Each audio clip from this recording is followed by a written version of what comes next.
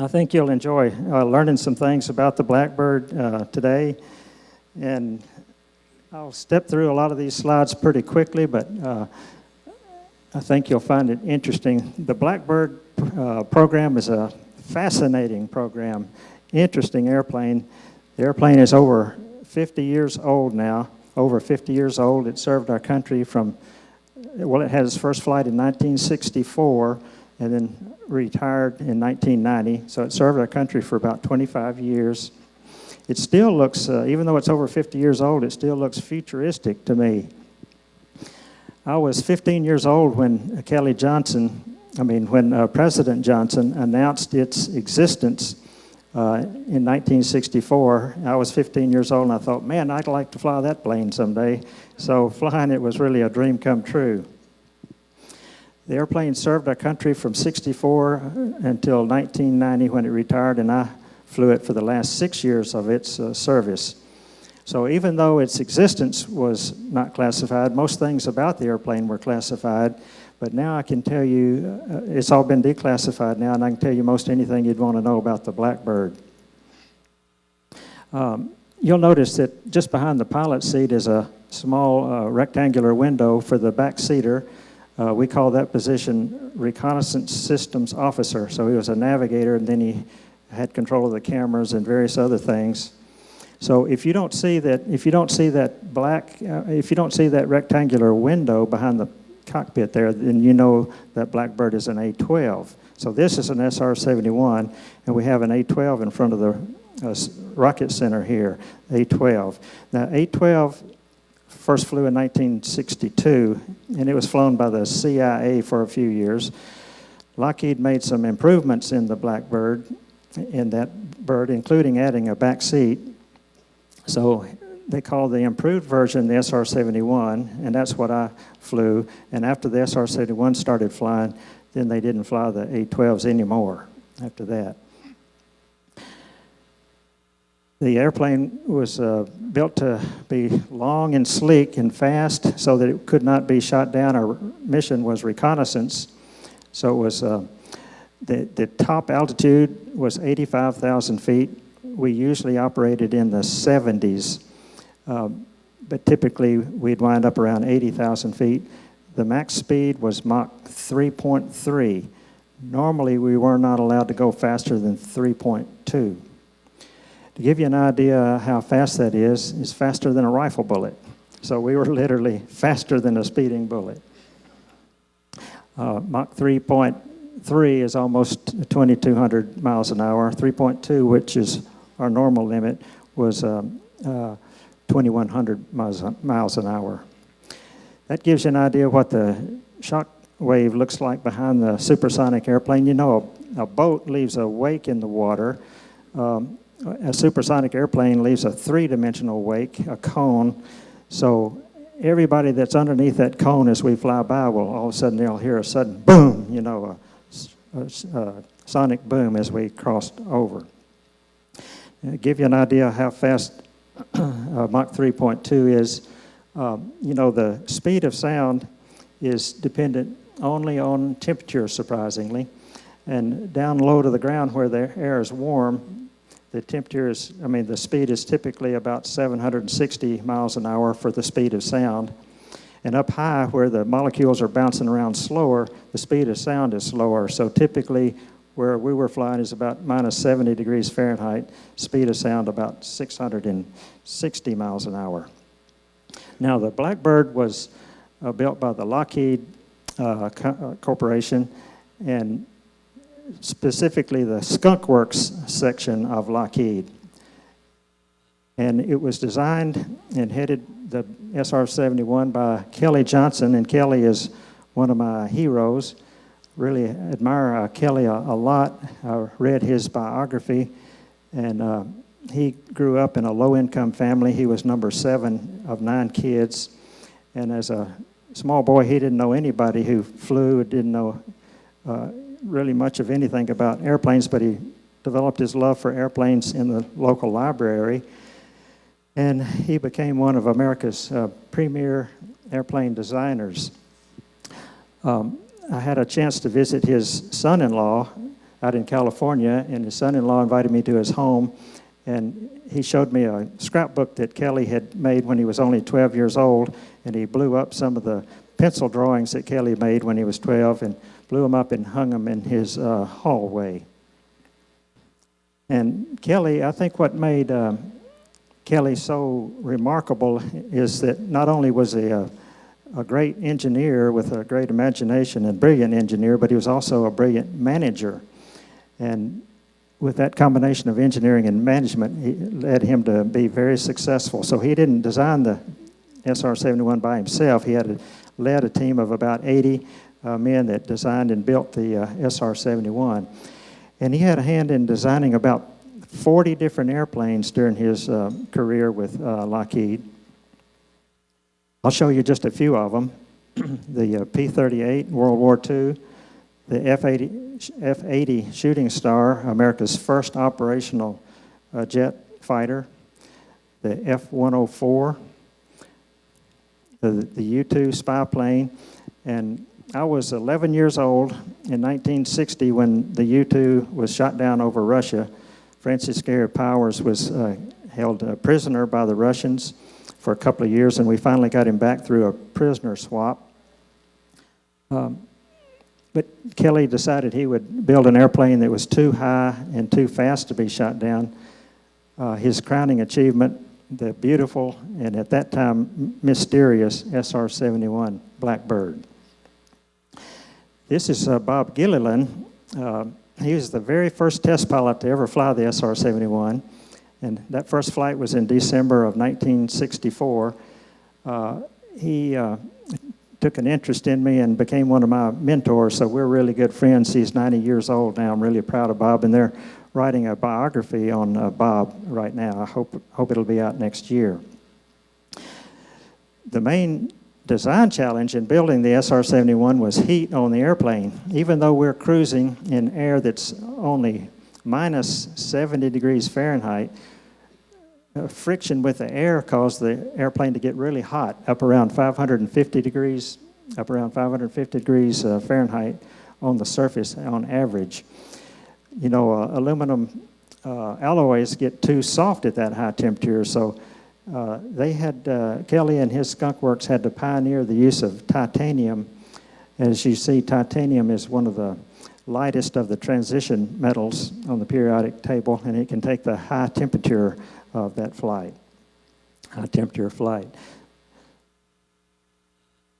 They had to come up with a high viscosity oil that you see on the left-hand side.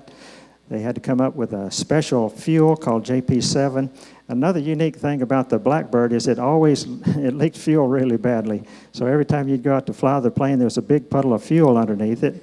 And the reason it leaked so bad was because it got hot during the flight that the airplane did and would grow in length about 4 inches due to the heat. And then when it came down and contracted, it leaked fuel real bad. It was a special fuel, JP7, that had a real high flash point so that it would not start burning in the fuel tanks. So they told me, even though I got to fly it, even though the big puddle of fuel underneath it, they said, don't worry about it, you can throw a match in it and it'll just put the match out. I never did actually try that, but that's what they told me. So to light the fuel, we used a special chemical called triethylborane. And here's a technician demonstrating that tip, and it starts to burn as soon as it comes in contact with oxygen, and it burns hot enough to light the fuel. In front of each engine is a cone called a spike, and that spike, as we go faster and faster, that spike will withdraw into the inlet as much as 26 inches.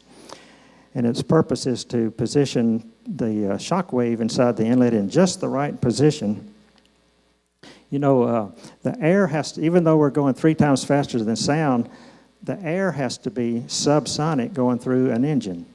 So the way that can happen is the molecules going in are compressed, and so right in here, the molecules are compressed and closer together and therefore slowed down, so they're subsonic as they go through the engine.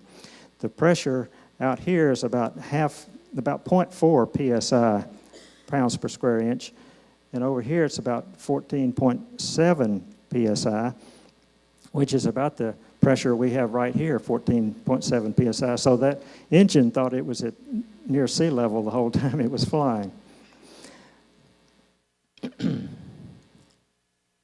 Another interesting thing about the inlet is the air over here, as it's compressed, it gets hot. It heats up. And so another limit on the airplane besides the Mach 3.3 limit was the temperature of the air before it goes into the engine. And that temperature limit was 427 degrees centigrade, which is exactly 800 degrees Fahrenheit. So if we saw the temperature approaching that limit, we had to make sure we didn't go any faster. It just didn't seem reasonable to me that the air out here, minus 70 degrees Fahrenheit, could be nearly 800 degrees before it even goes into the engine. So as a reasonableness test, you know, if you pump air into a bottle, the air in the bottle will get hotter than the air that you put into it. So I found a formula. So if you pump air into a bottle, that's the formula you would need to find out what the temperature is of the air in the bottle. So I ran that formula for 0.4 psi, minus 70 degrees Fahrenheit, winding up with 14.7 psi, got 627 degrees Fahrenheit. It's really surprising to me. And so that's a reasonableness test, and you can see that the air going into the inlet as it passes over these hot surfaces would be even hotter than that, a little bit hotter than that. Another unusual phenomenon with the Blackbird is something called an unstart. So every now and then the shock wave inside the inlet would get spit out the front, and all of a sudden you'd lose about 80% of your thrust on that side, and you'd get a sudden yaw on the airplane. And it happened real suddenly. It felt like a compressor stall or a small explosion. So you'd be flying along and all of a sudden, boom, and you'd get a sudden yaw on the airplane, and sometimes it would bang your helmet on the glass. But it was not dangerous at all. It would always surprise you, even though you knew that might happen. And the system would reset itself. So it took about 15 seconds to reset. And if you had repeated unstarts, we had controls in the cockpit where we could set the spike position as well as the bypass doors and reset that shock wave if you had repeated unstarts. When I started flying in 1983, we were down to only about one unstart every other flight. And by the time I retired with the Blackbird in 1990, we were only having one unstart a year. So when they retired it, it was flying really the best it had ever flown.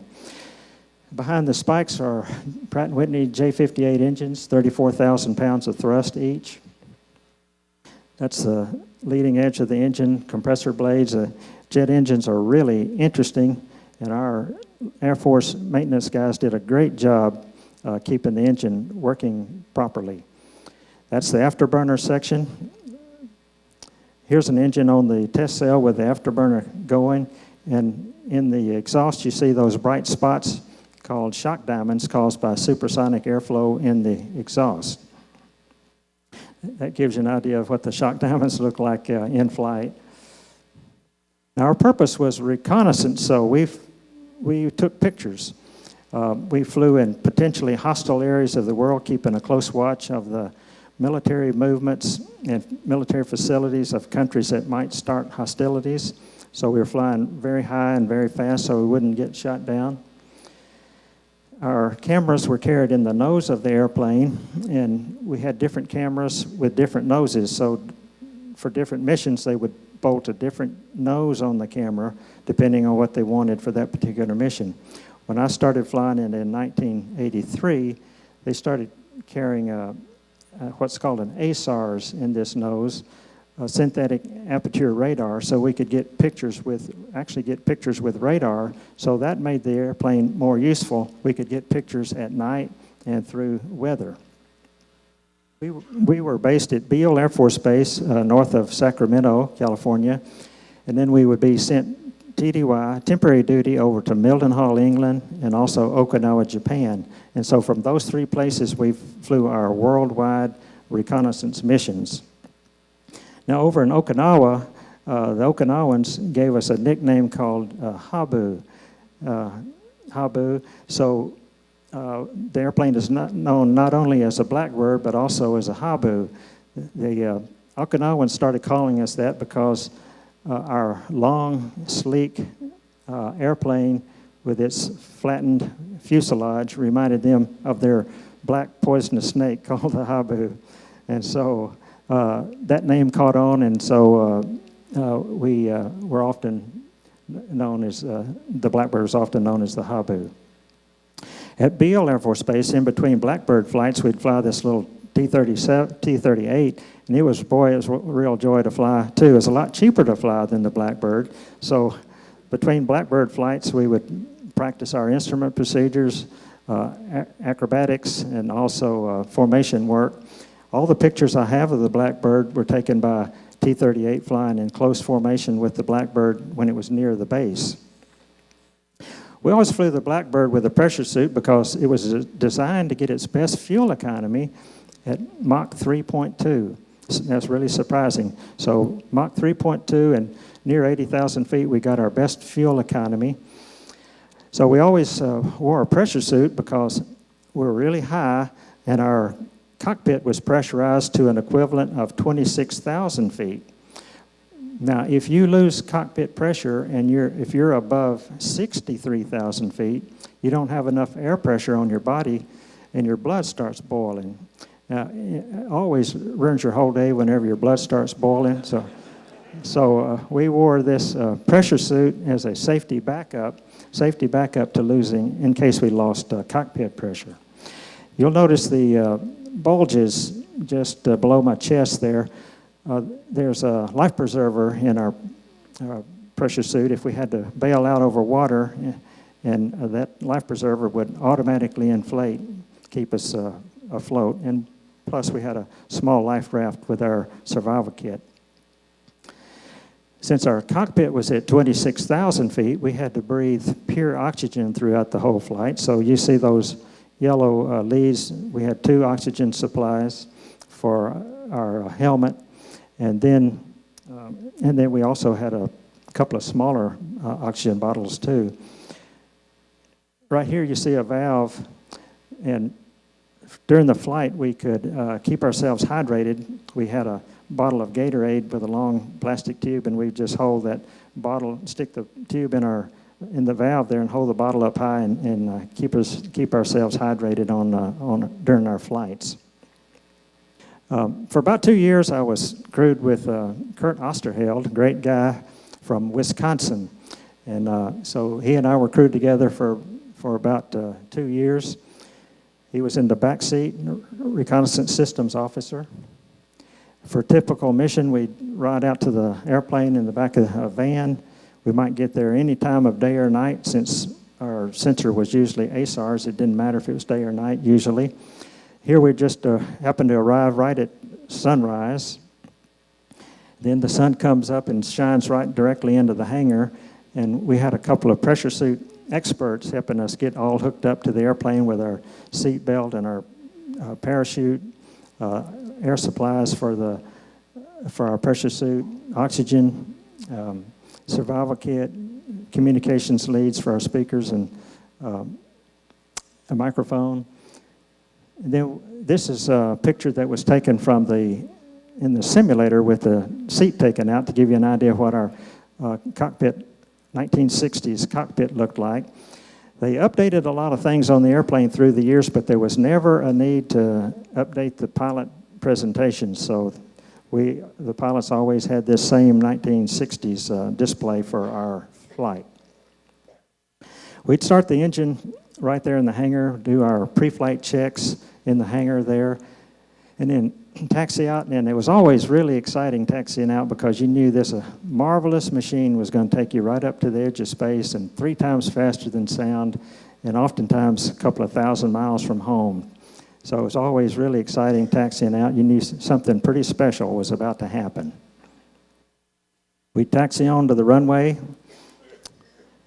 light the burners, and it was always a real kick in the pants as that burner would light, accelerate rapidly down the runway, lift the nose at 180 knots, which is 210 miles an hour, lift off at 240 miles an hour, climb out at 450 miles an hour, and then 2 minutes after takeoff, we would level off at 25,000 feet, join with a tanker and air refuel.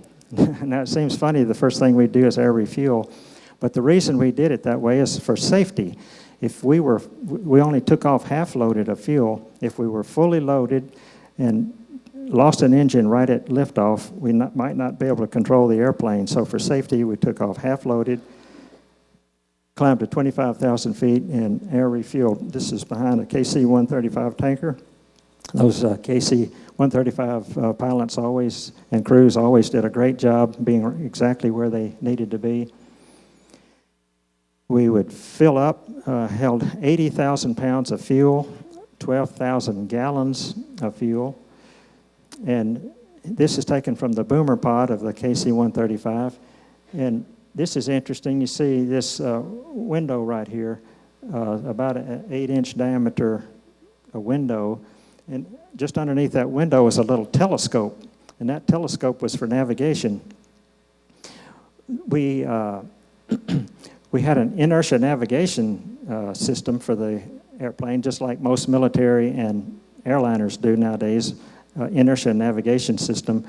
But inertial navigation systems will drift over time, and you have to periodically correct their position.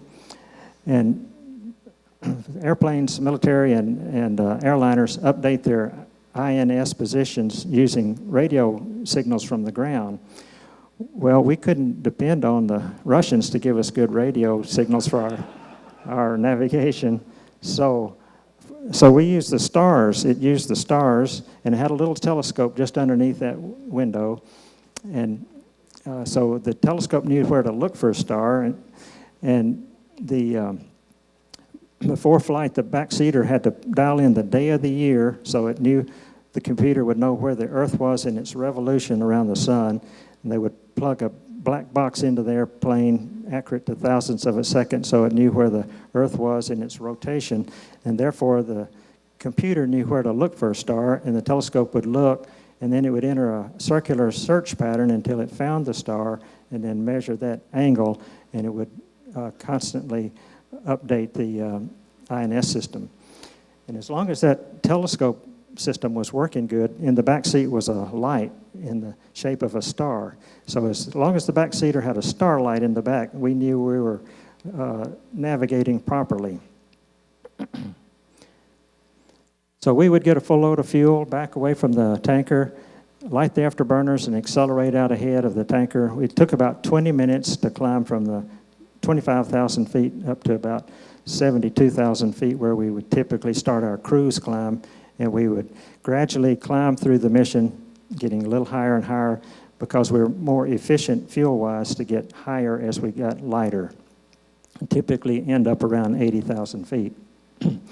I had a little pocket camera I bought at Kmart in my pressure suit, and I took just a few pictures to show you what it looks like from near 80,000 feet. You can see a slight curvature on the Earth, but more noticeable than that is how dark it is overhead. And it was not quite as black as this picture, but it was almost black, and it was very, very dark blue.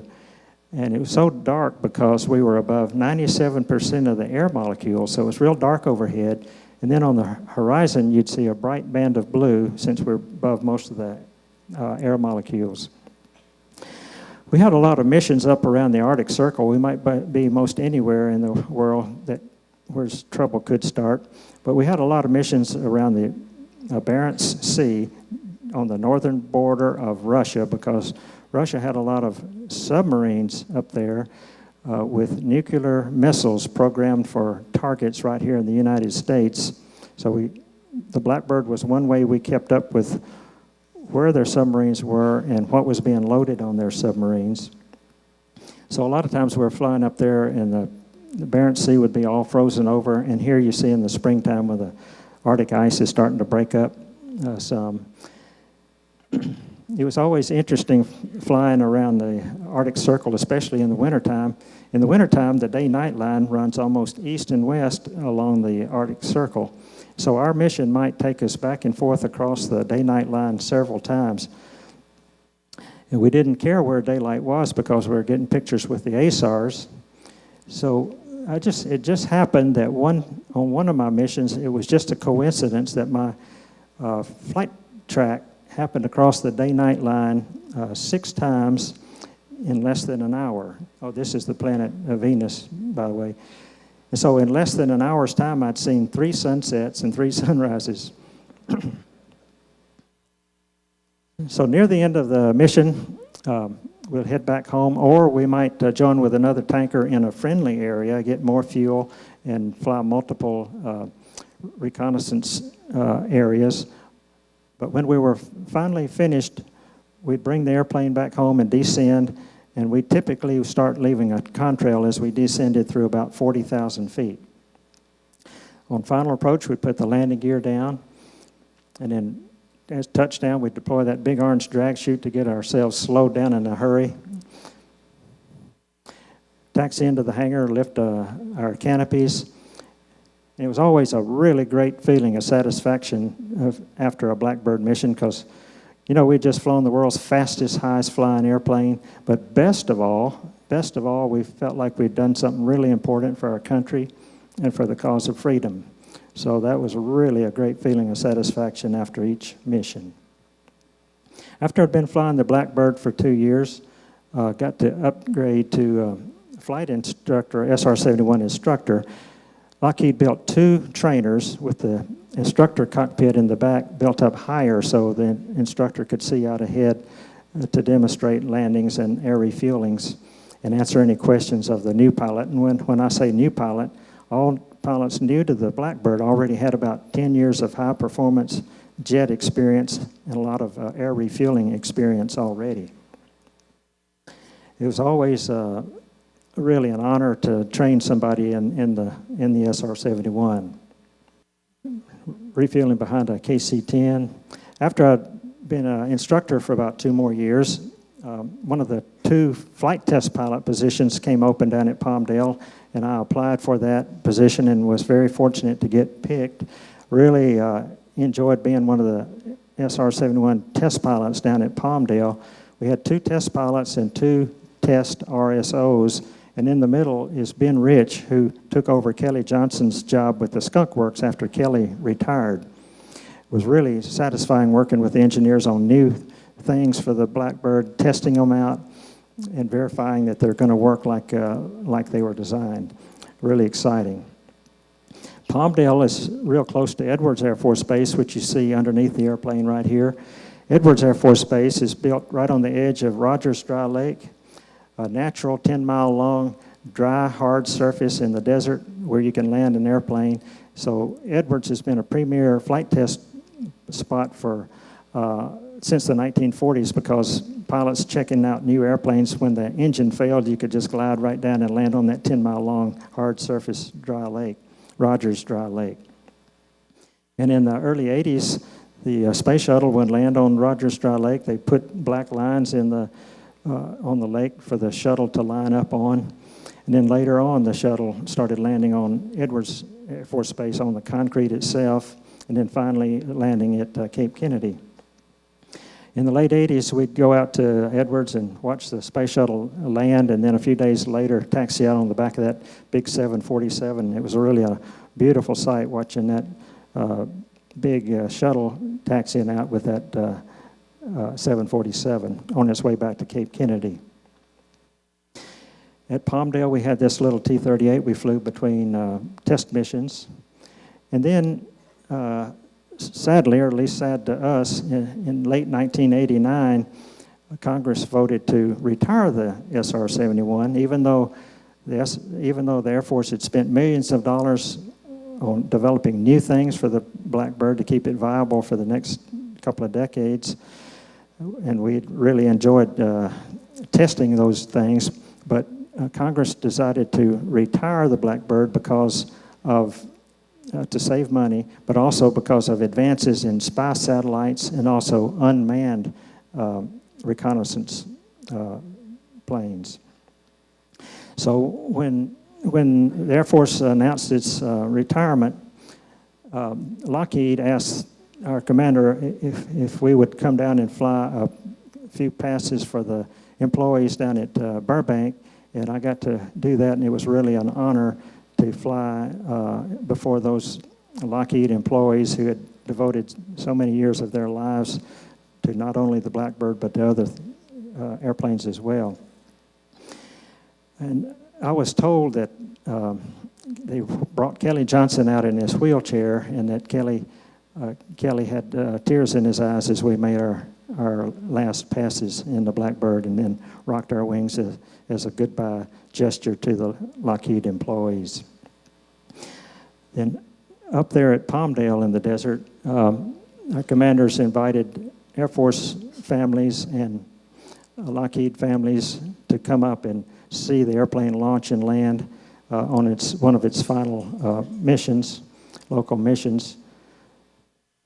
And then I signed autographs for the crowd afterwards, and it was really an honor to, especially signing this page for Shane, Kelly Johnson's, it'd be Kelly Johnson's step-grandson, and then Shane's sister Kelly right next to her. Shane now works for Lockheed Skunk Works there at Palmdale. They have moved Skunk Works from Burbank to Palmdale.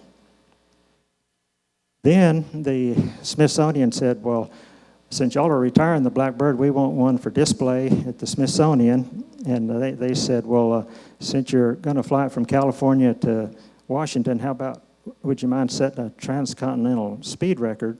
And that will help call the public's attention to what an amazing airplane it's been for our country for 25 years.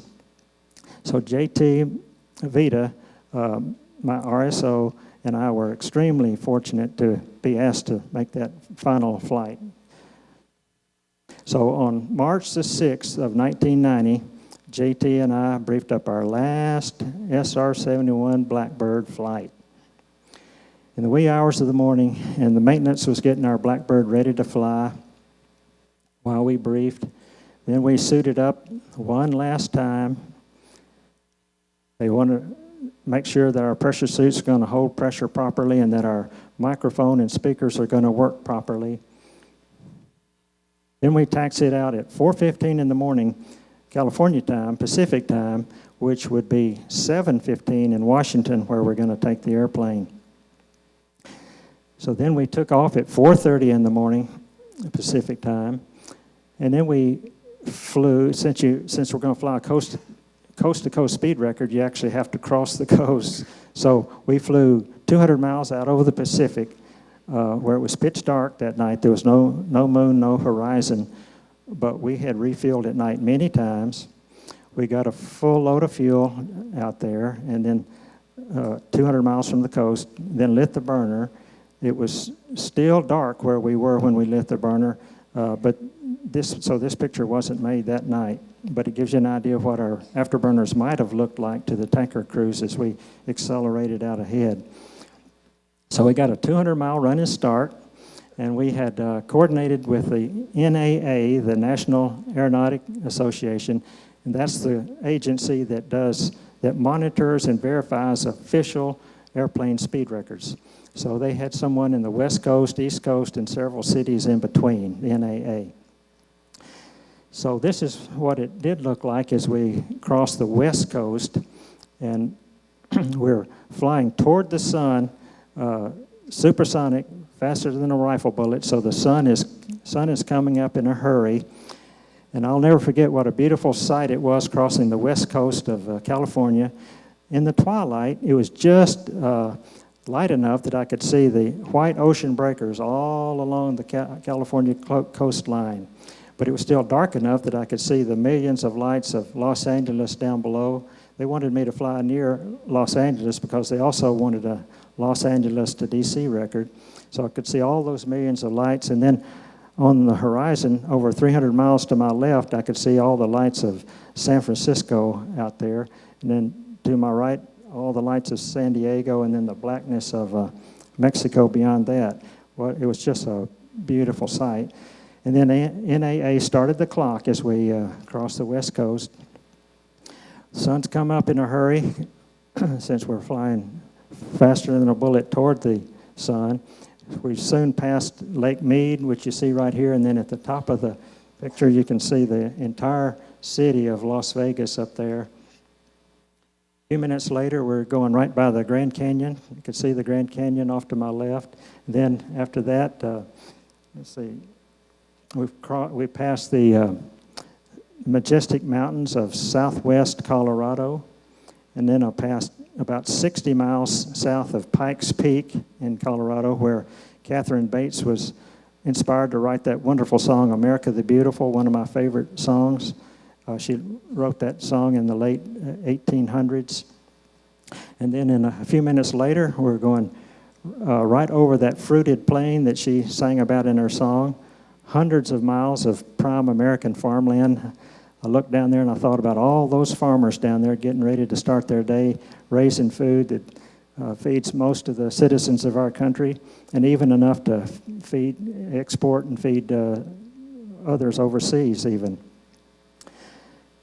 I couldn't help but think about, too, those brave pioneers that I read about as a boy, just 150 years earlier, making their way slowly over that same country, taking months to cross country that JT and I were crossing in just a matter of minutes.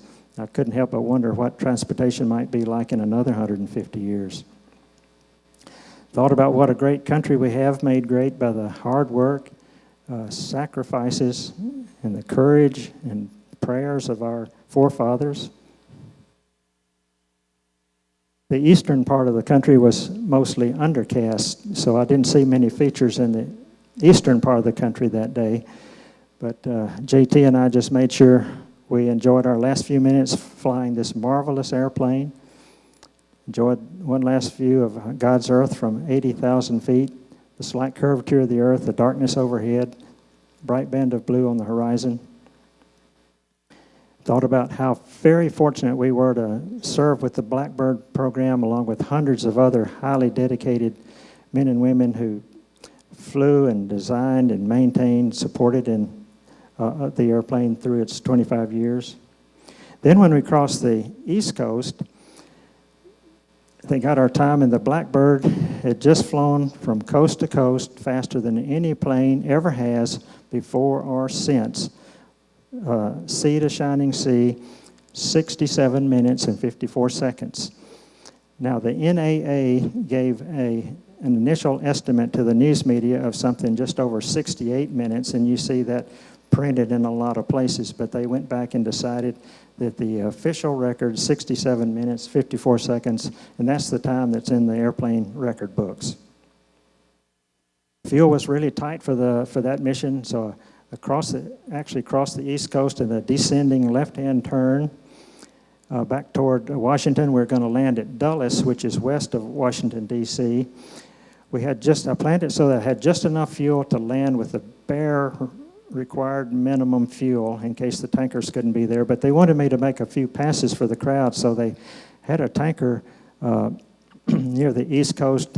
I joined with that tanker and took just a little bit more fuel so that we could make a few passes for the crowd. Took just a little fuel, backed away from the tanker, descended down through the undercast, and made our first pass at 800 feet. I had coordinated with Dulles Tower, and so we flew our passes perpendicular to the runways. They closed the airfield for a few minutes while we made our arrival. And then we circled around and made our low pass for the crowd at just under 200 feet. I lit the afterburners so the crowd could feel the power of those two big engines and see that beautiful sight of those orange plumes behind that beautiful black airplane. And that's the same picture that they put on the front page of the Washington Post the very next morning. Wrote up a nice article about the Blackbird. And I circled around and landed and deployed that big orange drag chute one last time. got slowed down, taxied into the Dulles terminal. I was surprised but really glad to see that somebody had hung a big American flag on the Dulles tower. I really appreciated that patriotic gesture. Our maintenance guys were there from Palmdale to receive the plane and put chocks under the wheels and get the airplane ready to hand off to the Smithsonian.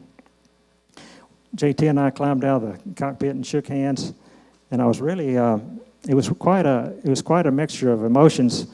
We were both excited because we had just set some official speed records, but at the same time, we were feeling sad because that's going to be our last flight in the Blackbird and the last time that Blackbird would ever fly.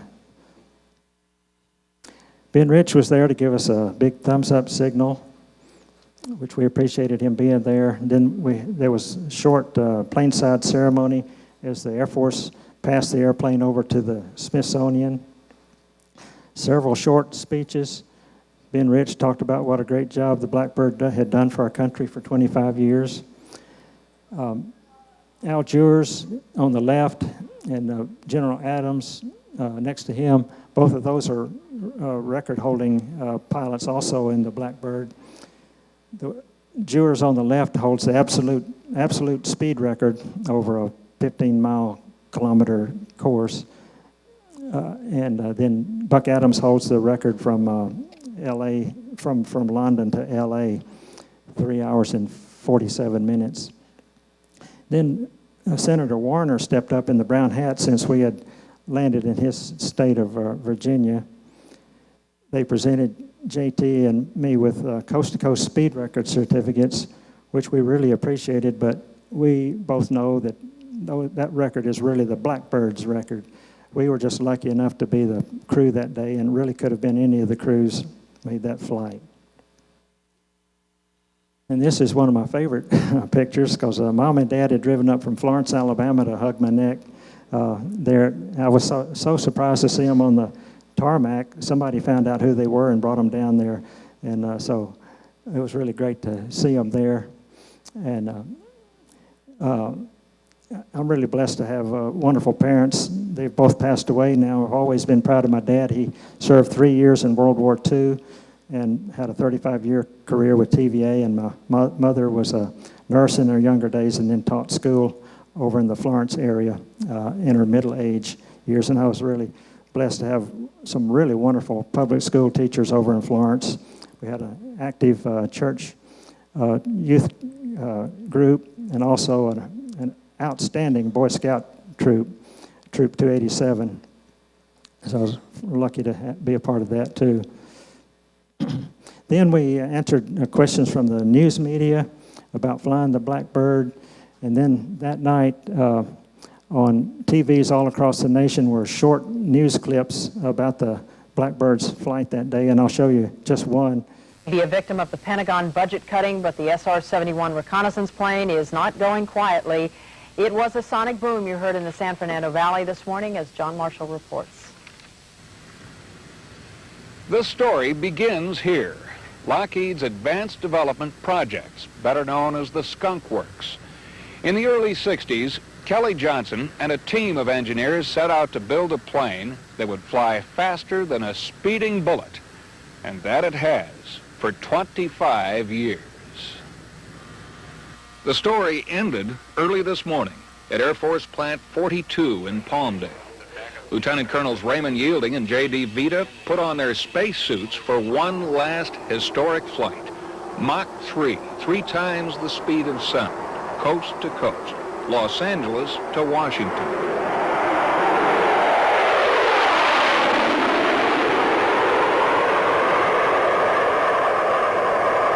The SR-71, the Blackbird, can cruise at 2,200 miles an hour, 16 miles above the Earth, because its titanium skin can withstand operating temperatures of more than 800 degrees.